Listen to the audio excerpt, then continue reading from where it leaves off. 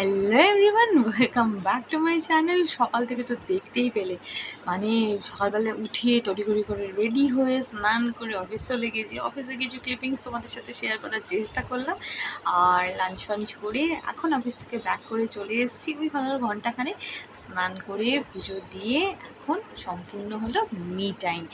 তো এই সময়টার জন্য কিন্তু আমি সকাল থেকে সন্ধে অবধি আমি অপেক্ষা করে থাকি যে কতক্ষণে আমি বাড়িতে আসবো, নিয়ে সমস্ত কাজ সেরে সম্পূর্ণ নিজের মতো একটা সময়।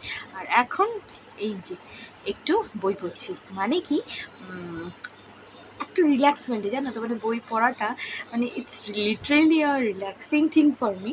আর তোমরা কতজন লেজার টাইমে অনেক কিছুই হয়তো অনেকে করো, আমার বইটা পড়তে ভালো লাগে, কিছু কিছু জানা যায়, কিছু শেখা যায়, না ভীষণ শখের জিনিস।